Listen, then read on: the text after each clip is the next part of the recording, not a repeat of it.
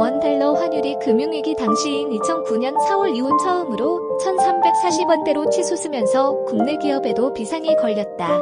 원달러 환율은 전날 장중 1,330원 선과 1,340원 선을 연이어 돌파하며 13년 4개월 만에 최고치를 기록했다. 환율 급등은 미 중앙은행, 패드의 긴축 의지가 재확인된 데 따른 것으로 금융권은 분석하고 있다. 여기에 유럽과 중국의 경기 침체 가능성이 커진 게 강달러 현상을 심화하고 있다고 보고 있다. 원화 강세시 등호 해외여행을 더 싸게 갈 수 있다. 석유를 더 싸게 수입해 올 수 있다. 유학자금 부담이 줄어든다. 국민 경제적으로 장점이 많다. 단점, 수출 경쟁력이 떨어짐에 따라 GDP 성장률에 악영향을 준다. 원화 약세 시 현재 상황, 수출 경쟁력이 올라감에 따라 GDP 성장률에 긍정적 영향을 준다.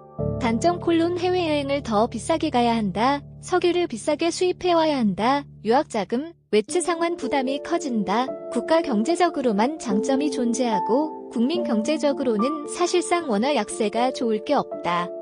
마침표. 이처럼 환율이 가파르게 오르면서 국내 기업들의 피해도 우려된다.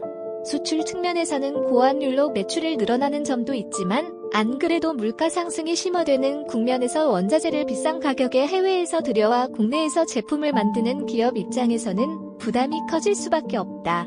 우선 치솟는 환율은 항공사의 재무 건전성을 악화하는 주요 요인이다. 코로나19의 충격에서 막 회복하기 시작한 항공사들은 고환율의 발목이 다시 잡히지 않을까 우려하고 있다. 달러로 유류비와 항공기 리스료 등을 지급해야 하는 항공사 입장에서 고환율은 큰 부담이다. 외화 부채 상환 부담이 그만큼 커지기 때문이다. 대한항공의 경우 환율 시범 변동 시 약 350억 원의 외화 평가 손익이 발생한다. 1,200원이었던 환율이 1,300원으로 오르면 장부상 3,500억 원의 손실이 발생한다. 원화 가치 하락은 수출 기업의 가격 경쟁력으로 이어져 수출에 긍정적으로 작용하지만 현재는 수출 경쟁국인 일본이나 중국의 통화 가치도 동반 하락하면서 이런 효과를 기대하기 어렵다. 배터리 업계의 경우 환율 상승에 따른 매출 증대 효과를 누리고 있지만 미국의 대규모 신규 투자를 앞두고 있어 비용 부담이 커졌다.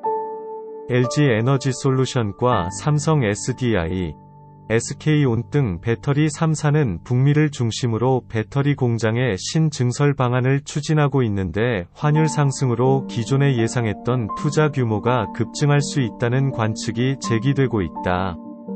환차익으로 인한 매출 상승 효과는 있을 수 있지만 반대급부로 투자비와 인건비가 증가하는 부분이 있다.